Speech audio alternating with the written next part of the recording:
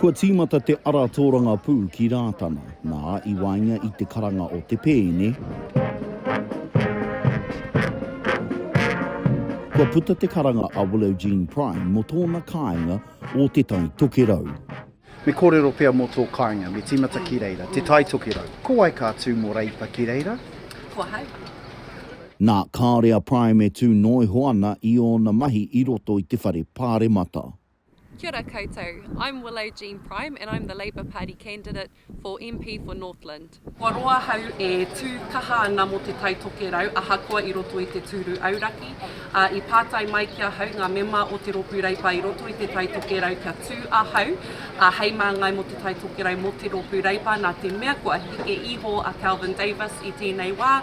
Nō reira he tūranga e wāte ana, hei tā rātou kua hau te mema tika kia tū. As I stand here in our whare today to speak to the third reading of this bill, I draw on a Māori whakatauki, te piko o te mahuri, tērā te tupu o te rākau. He tata ki te tekau taua Prime e noho ana ki te whare miere, hei mema, hei minita hoki. It is a great honour to stand here today to speak in support of the bill which will increase paid parental leave to 26 weeks. Nā, kua ihu one ia kia eke ia ki te tūru mo Te Tai Tokerau, me tana whakapono ko Reipa te pāti tika, kia noho ki taua tūru. Taku prene ko taku prene. E hara ko te prene mo te tahi ratu roopuu tō rangapu. E tū ana hau mo te roopuu Reipa, me ngā kaupapa o te roopuu Reipa, ngā mātāpono o te roopuu Reipa.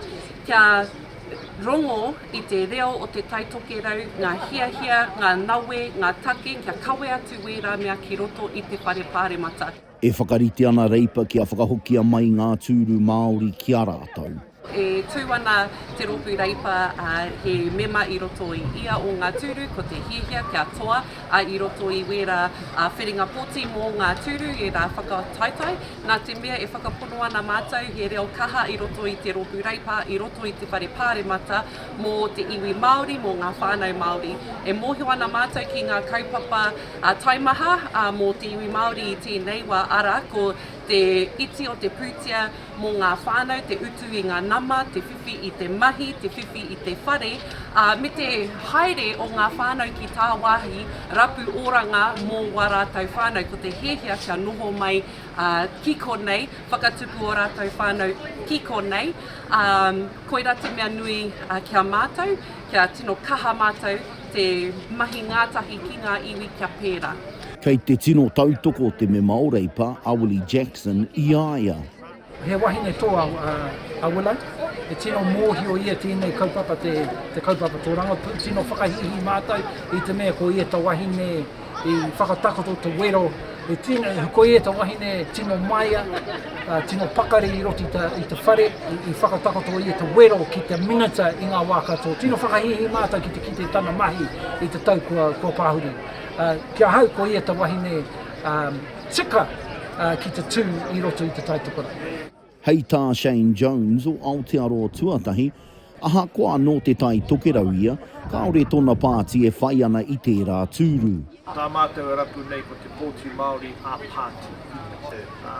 No mua i Tuia winitana, wana tāngata engari, wainano tā mātou i tēnei tau. Kimi i te pōti, wainga tunu i a ngai Māori a pāti. Kua oti ngā mahi i rātana mo te tau nei, engari kua tīmata ke te pakanga mo te tūru o Te Tai Tokerau. Nā kua rite a Prime ki te whai te ara roa ki te kōwhiringa pōti, 2,210. Rohana nuri, Tuia.